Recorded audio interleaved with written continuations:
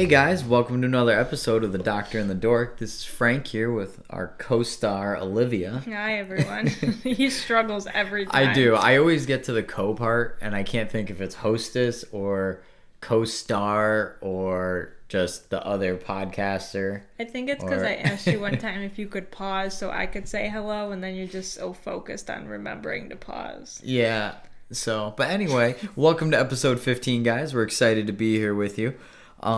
This week we have some odds and ends to talk about, but mostly we have our book review this week.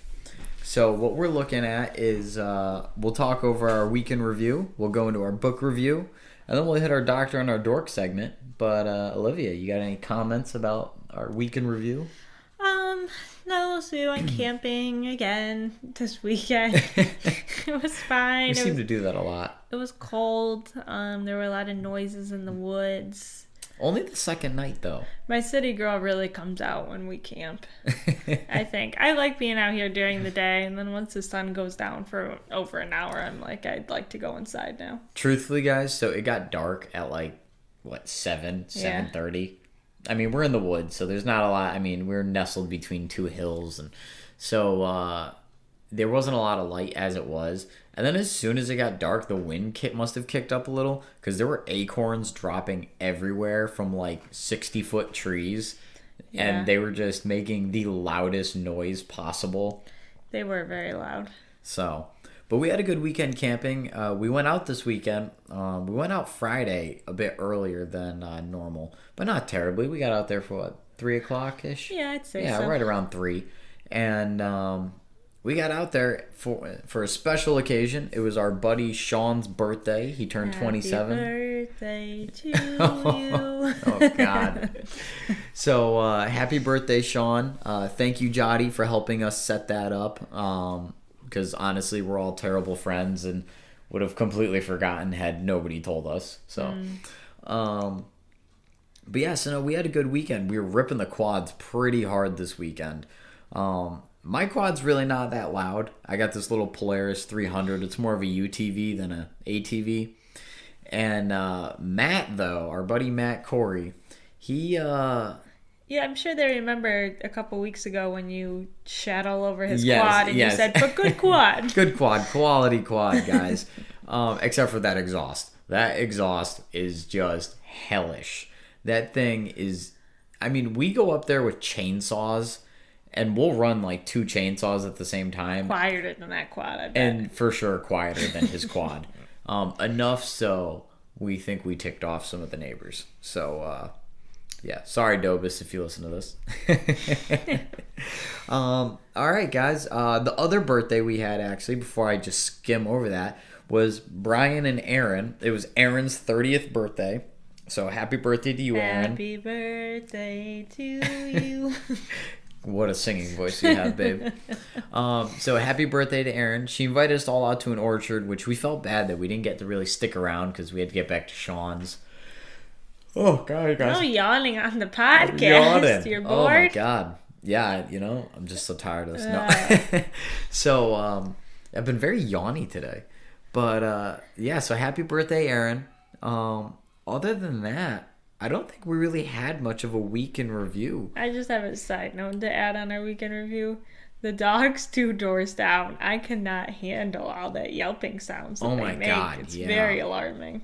Yeah, we have some people living in our neighborhood that I don't know what they do with those dogs, but they make the most atrocious noises at random hours. We can hear them in the background right now. It's and I don't know if it's the dogs fighting or what. I try and keep my nose out of it, but... Yeah. Ugh, man, they are loud. It's good for a couple of minutes, and then once it goes on for more than 5 minutes, I become increasingly alarmed. Anywho, we can move on to our book review. All right. So, guys, we read A Witch in Time. This literally took us forever to get to you, and we're sorry about that. Life got hectic in... Only 3 August, weeks. yeah. 3 weeks behind. It's fine. Whatever. Only took us a month and a half to read this book, which is not even a long book. It's not a bad book either. Yeah, so. It's 430 pages, and I thought it was a really good book. What point are you trying to prove when you say books aren't even long, and then you say how long they are, and they're a reasonably long amount. That's not reasonable. So we have What's other long books. to you then? Like an organic chemistry textbook? No, well, I'm thinking like the Harry Potter books, right? That were like 600 pages. That's a long book to me. How much did you say it was? 430. So I'd say 430 was an average book. I would say Think so? 300 to 400 range is like average. I'd say 200 and below is average. Really? Yeah. Wow, I don't know what kind of I'm books you're always reading. reading young adult fiction, so Ah, that might okay. play a role. Yeah, all the books I read are typically like 700 pages. Like you pick You're up a such Stephen King. Scholar. No, I'm not. I'm just a Stephen Both King a gentleman and a scholar. nerd. Get out of here. You're the educated one. So what'd you think about the book? So guys, yeah, Witch in Time by Constance Sayers. And I thought the book was very good. I thought the plot was fantastic. It was a little dry at some points, like it needed to hurry up. The beginning was dry. Yeah. But they needed it to be dry in order to set up everything. Yeah, it was a good setup. So basically, we're actually going to give away a lot of, what do you call them? Easter Spoilers? eggs? Yeah, not Easter eggs. Easter eggs. Spoilers. I'm thinking something Rotten else. eggs? No. Easter eggs are like a video game reference. Okay. And it's like a reference to something else within a video game. Anywho. Anyway, but so we're gonna give away spoilers. So it takes place in what was it, like 1790? Well, 1790 up through 2000. Well, I'm just trying to think of the original. Yeah, I think Juliet's story was in like Or no, was it 1790. 1890? It doesn't matter. Anyway, so Probably 18. 'Cause yeah, I think otherwise it was the math 1890. wouldn't work out right. So 1890, the countryside of France, outside of Paris, and this girl falls in love with a painter, and he ends up knocking her up, guys. And her mom pulls some crazy demon spell and like forces her to have abort the baby, and then it like sends her off to the city to live with some random guy. Yeah, And, she says you'll get a letter soon and follow whatever the letter tells you to do. So super creepy. Why don't you take over, Olivia? Yeah, that was like my favorite part. Was just the beginning there. So that's funny because that was my least favorite part. So she ends up going to live with this guy Luke for a while, and eventually they have like some sort of chemistry. Though they don't entirely hit it off in Juliet's story, but there's some sort of connection there. I feel. There is towards the end, and then she ends up offing herself because of it. Yeah. But then it fast forwards back into like these 2000s times, and she's just going on a date, ironically, with this guy named Luke. And so you start to make the connection that, hey, maybe it's the same Luke, and he's like asking her, like, I don't know, questions like if she knows who he is, etc. And she's like, you're weird, no. But she does have the sense that she knows him somehow. So every night she goes to bed, she has like these weird dreams. And you eventually find out that these weird dreams are like former lives she used to have. And in every life she used to have, she's always ends up with Luke at the end of them. Yeah, so as it turns out, her mother did some like weird binding spell with like the super devil that keeps this girl immortal. So basically it's her, the painter guy that knocked her up, and then like this administrator, like a low-level demon, are like basically just keep getting reborn and then killed and reborn and killed every lifetime. Her mom was a witch, but she was a minor witch, which basically means she wasn't very good at casting spells, which is why she kind of messed up. She didn't mean to bind her into this eternity. It just was like a mistake. But it turns out that the girl, whose name is Helen in the last, in the I want to most say it's recent one? Helen. Well, she goes to, what is it? Juliet, Sandra, Nora, and Helen. And I think it goes Juliet, Nora, Sandra, Helen. But Helen's like a major witch. She's a big time witch. Yeah. So it turns out her dad was like some major magician. Yeah, who was like... It turns out her mom got knocked up by the major magician, ran away, married the farmer boy, and then had Juliet. Yeah, that's... Honestly, I didn't like that whole plot loop there. I didn't like that part because I would like to know, how did the farmer boy end up with the impregnated minor witch? Yeah, and then he knew a lot more about it. There were some points of the plot that they scraped over. Anyways, so the book ends. She needs to we won't give away the complete ending, but basically she needs to figure out how to break the curse, and in order to do that, it's gonna pull at her heartstrings a little bit. That is for certain. But yeah, all in all, guys, good book. I was pretty damn happy with it. I usually don't like romancy books, nor do I like books that are like more old-fashioned, and I felt like this was a little more old-fashioned. It definitely was. Well, considering 3/4 of the book were prior to the 1970s. Yeah, but I think it tied all together. And you know what I liked about this? Because, like, I had brought up that I didn't like this with Damned. With that, I didn't like how you couldn't tell when they were talking about the past tense versus the future, like, current time. And this one, they very clearly break up the chapters so you know which time point they're referring to. That is true. Yeah, you know when you're jumping timelines. Yeah, which is helpful. But yeah, I'm going to go ahead and give the book a 4.5. Yeah, I would agree. I was going to say 5. 8 or 9 out of 10, so that lines up pretty well. Yeah, I'm thinking a 4.5. I definitely liked it. I think it was Constance Sayers that we were reading. It was her first novel, yeah, right? It was. I think this is one of the newer books we've read, like newer in terms of like actual I think publication it just came out. year. Yeah, it came out this year. So all in all, guys, A Witch in Time. If you get a chance, it makes for an interesting. Yeah, it's a little something different. Yeah, it's a little different. It's not just a romance. It's like a sci-fi romance almost. Yeah. I don't even want to say sci-fi. You know what? It might be a good Halloween book because there's a witch in it. That it Couple could. witches. Yeah. Anywho, our next book, for all of you who are dying to follow along, you've just been waiting for the last 3 weeks for us to catch up. Wait no longer.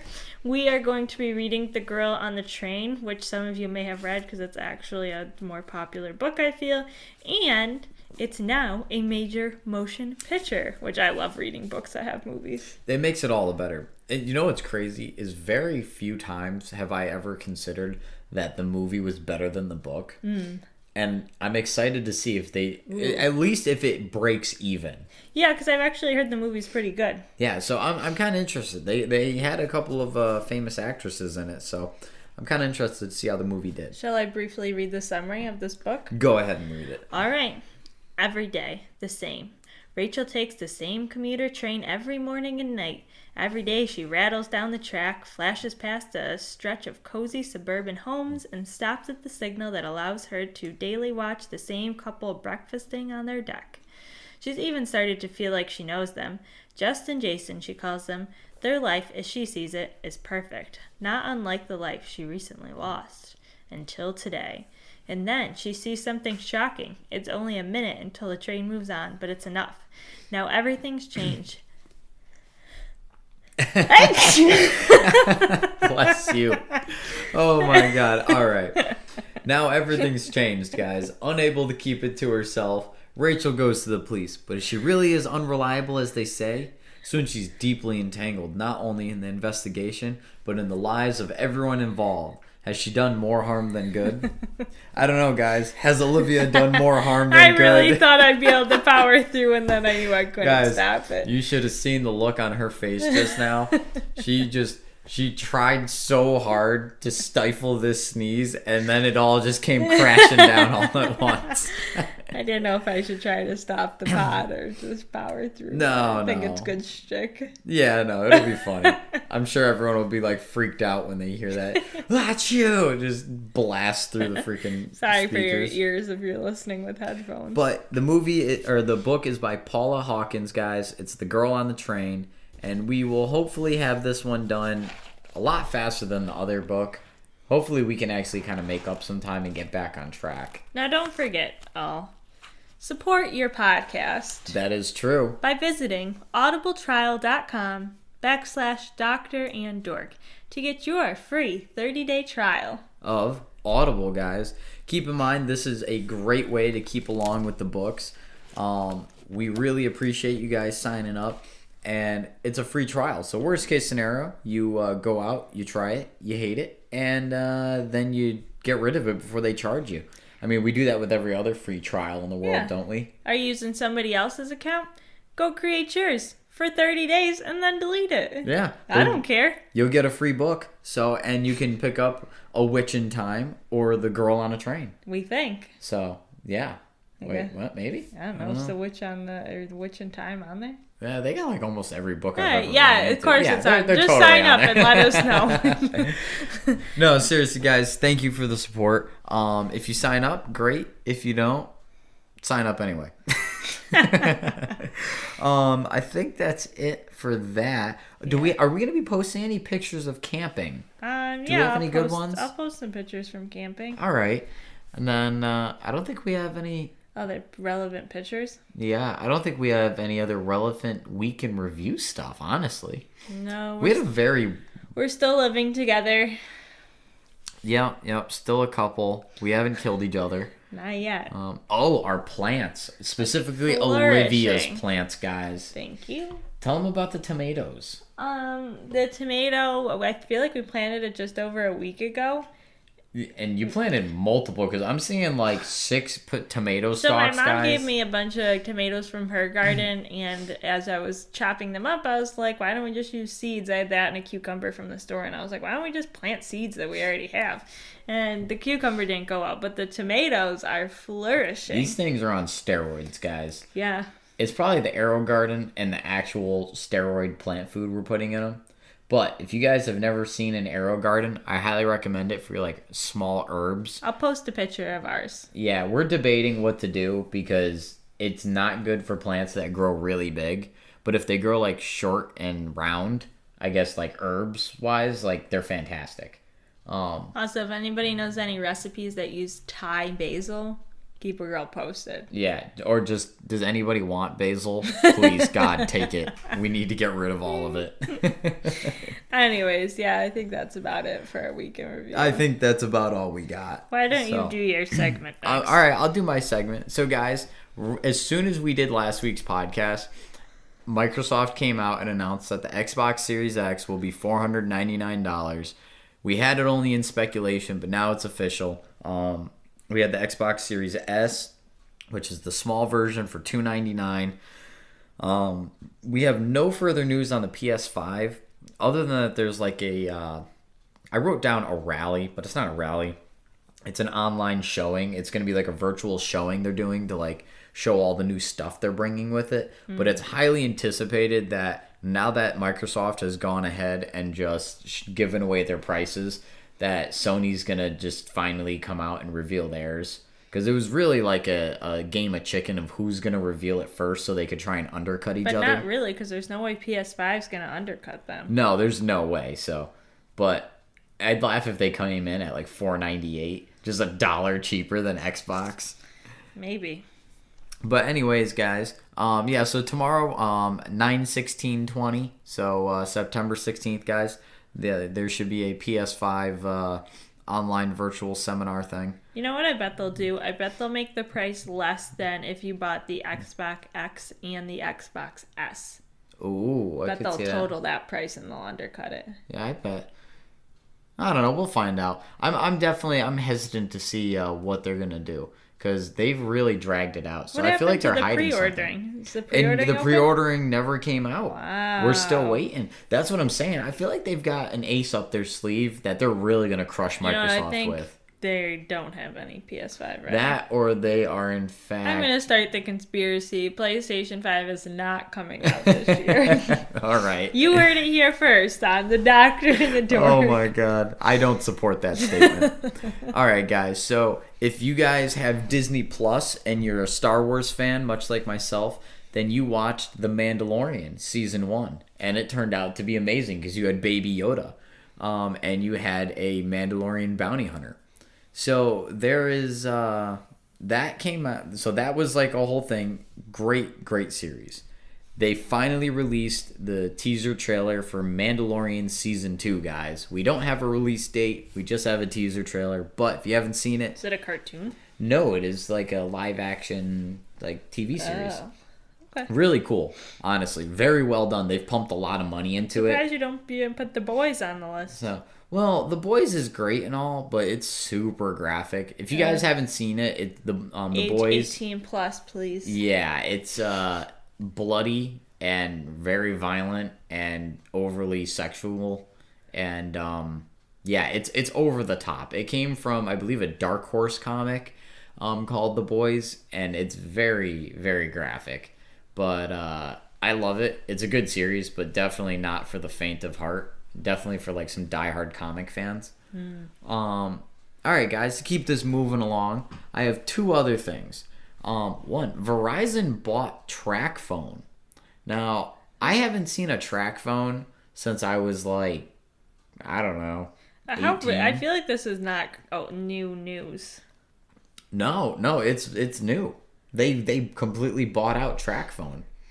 So I'd say it's like 6 days old, 5 days old. Maybe? Well, let me tell you, because if I go through Page Plus, but Page Plus uses track phone wireless, which is why I got this DFW. But then they also use Verizon Towers. So since I know that, then I just assumed Verizon had bought out track phone a while ago. Nope. So track phone has used Verizon's network for quite some time. Yeah, how does that work? That seems mildly illegal. No, they just rent it. Do they give them a little... I don't know if I don't want to say rent it, but they have a deal cut with Verizon. Yeah. But anyway, so Verizon has finally gone out of the way and just completely bought out track phone. Interesting. So now there's really only like so you have Verizon, AT&T, and T-Mobile. Are really the only main three providers these days. Everyone else has been basically bought out by one of those three mega corporations. So I just thought that was interesting because it's Verizon just buying a little bit more of the market. Yeah. And so yeah, if you guys have a track phone, which I again have not seen in a long time. That's the first phone I had. Really? One time my mom got mad at me because I used up all my minutes in one weekend, and she was like, "What were you possibly doing?" Texting your There were no boyfriends. like free nights and weekends on track phone. It was you had 60 minutes, and whenever you used them, they were gone. Can you guys think back to a time when you had to pay for minutes? That's how you know it was a scam. And it only makes me think all this data nonsense is a scam as well. Yeah. Because now we have unlimited plans. Yeah. And it's like, how are some companies still charging for data? Like, tell me yours does. I know, I right? got that good unlimited. Text and calls completely free now. You used to have to buy an hour of calling. That's true. I don't think that I never think about how they're free. I mean, they're not really free because you pay a monthly premium. But you see what I mean? Yeah, it's laughable. All right, guys, last one. Venus. So NASA and several other organizations have been staring at Venus because I'm going to botch this word. They have seen phosphine in the atmosphere. And apparently phosphine is not a gas.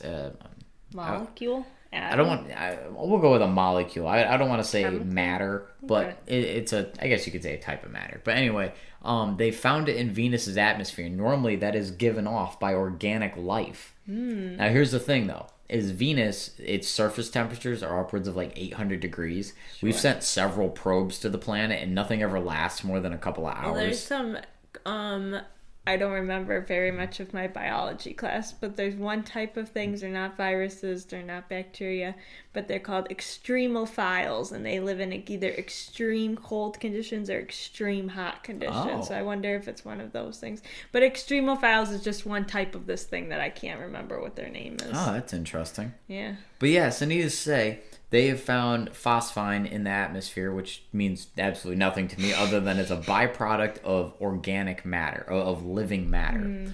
So it's piqued a lot of scientists' interest because it's possible that there's some sort of organism living in the atmosphere of Venus, and we finally figured that out. Now, we're not saying it's sentient life or anything like that. It's probably some single-celled amoeba kicking around, but... Yeah. You know, interesting stuff, guys. That means there could be life in the other universes. Or in our universe, other universes. If they created like a world on another planet and offered to send you there for free, would you go or would you hang out on Earth? I think when Elon Musk finally figures out how to terraform Mars, I'm in. You're in. Yeah, you're really putting a lot of trust in Elon Musk. First, you're going to let him into your brain. Then you're going to let him send you to Mars. Look, guys, if you don't have a god... Let Elon Musk be your god. Elon Musk, if you want to ever come on to the Doctor and the Dork and be a special guest, oh my god, yeah, we'd be happy to help you. That would be hilarious. Fly out to Connecticut. I think that man would rather die than ever come to Connecticut. You know what, though? I bet he might like a little podcast like this because everybody else goes on a bunch of hype. He'd be like, "Must be the lowest key podcast I could ever right? be on." Well, I don't know. He was on the Rogan podcast, and Rogan got him high. So, did he? Yeah, that was hilarious. His stock crashed by the minute. While really? So Rogan rolls up a not a blunt, a blunt. So it's tobacco and pot, and he lights it up, And he's like, you want some? And he's like, is it legal? And this is Musk. And he's like, we're in California. Yeah, it's legal. And he's like, sure, I'll try it. And he takes it. And there was a whole meme. He takes a hit and he just inhales and he sits there and he basks and he's like, that's pretty good. Do you think he's really never had marijuana before? I don't know, not in that format. He did it on a live podcast. And it was so funny because his phone was on the table and it started going off the hook. He had to turn it off because it just started vibrating nonstop. And it was just people texting and calling him. Saying, yo, stop smoking. Yeah. And I guess the stock took a dump like almost immediately, which obviously, guys, you have seen Tesla's stock is through the roof. So it didn't damage nothing. You know what's not through the roof? My Robinhood account. But all right, guys. Anyways, we got to move into the doctor segment. We're running out of time. So first I thought I'd give a quick update on the AstraZeneca COVID vaccine trials, because I've been somewhat keeping up to date with the vaccine trials. So if you guys remember, last week I said that they had stopped or they'd put a hold on the trial because a patient had a pretty serious illness. That illness turned out to be transverse myelitis. I'm not going to lie to you guys. I've never heard of transverse myelitis. That is equally... I feel like you come onto the pod with a lot of made-up words here. But essentially, it's inflammation around your spine. So as you can assume, once you start messing with the spine, you get some pretty serious side effects. You can have like numbness in like your hands or your arms, some pain, tingling, etc. So that pretty serious. Like a superpower, numb hands. I don't think the patient felt like a superhero. So you can grab hot objects, right? Or is that just... No, is that not how that works? I don't think that's quite how it works. I mean, yes, but then your hand melts off. Anywho, regardless, the UK has actually resumed these trials. I think they've deemed that, well, because the question comes down to, okay, so let's say that they've tested, I have no idea how many patients they've tested. Let's say it's 5,000, though. Though out of those 5,000 patients, one of them had a serious adverse effect.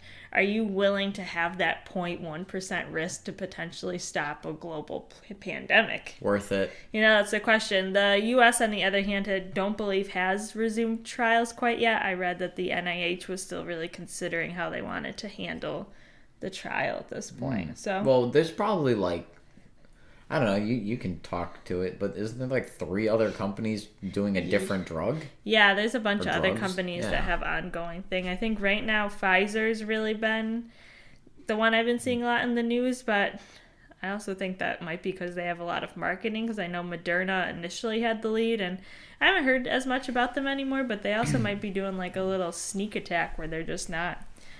Because the thing is like, I read the Pfizer CEO came out and said they are hoping to have a vaccine by the end of the year. And, like, that's great, but, like, you have no idea what the science is going to end up proving. You know what I mean? I feel like the CEO is probably the least apt person knowledgeable to talk about on what's happening. I want to hear from the lead scientist in the lab. Right. I want to hear from that guy. No, I feel you. Also, it makes me nervous when they say stuff like that, because I'm like, well, are you even, like, caring to look at the data, or are you just gonna give us a product regardless of what the data shows? So you're worried about the efficacy. Yeah.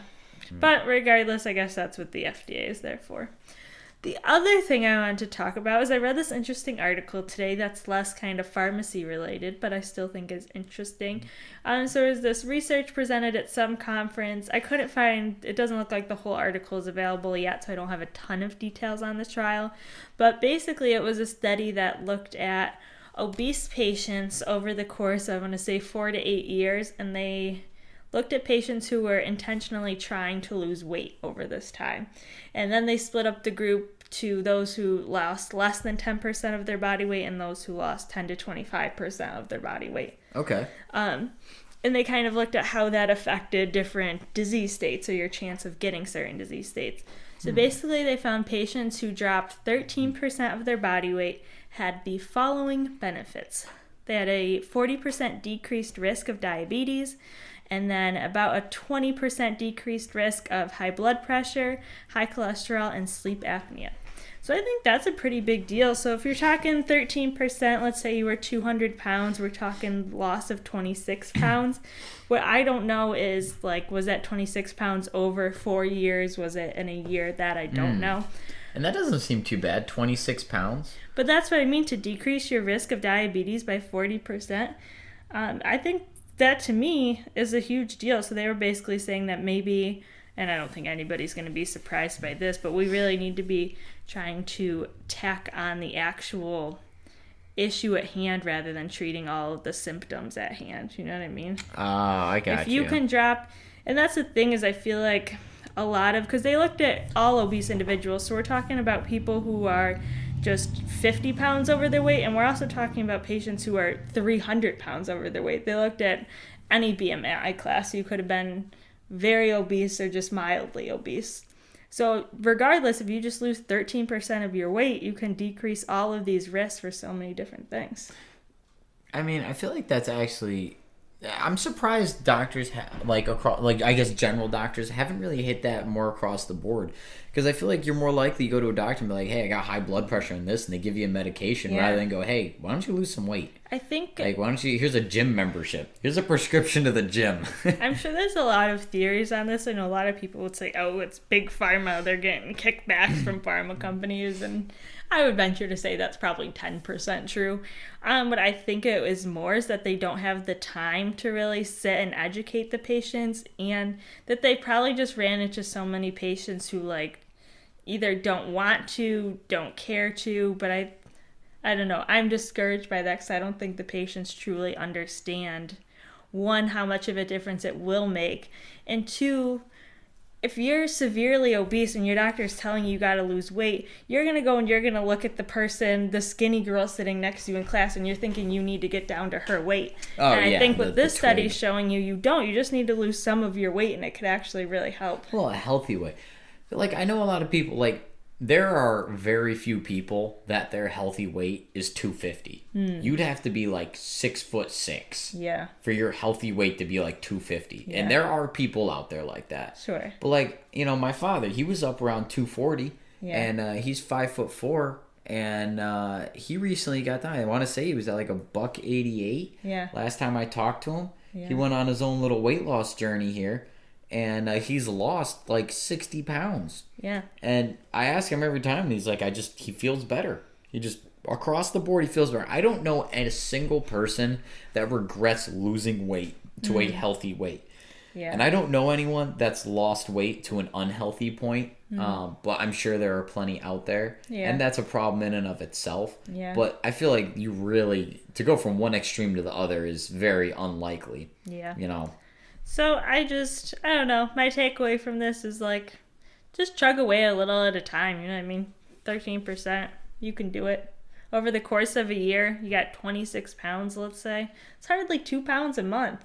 Yeah. That's, you cut out something like soda, I bet you'll be able to lose those calories quicker than you think. You cut beer. Yeah. We are coming up into Sober October, guys. So if you choose to cut something, remember, start 3 days early so you can party your ass off on Halloween. Don't forget that, guys, because Halloween's important. It's on a Saturday this year, so just an FYI. So yeah, start Sober October, guys. Don't forget to do it. It's cut at least 2 things, at least 1. Come on, 2. Push yourself. Cut like alcohol and caffeine. Maybe not caffeine. You might kill someone at that point, but maybe I will. Maybe Yeah, I'll right. be my housemate Frankie.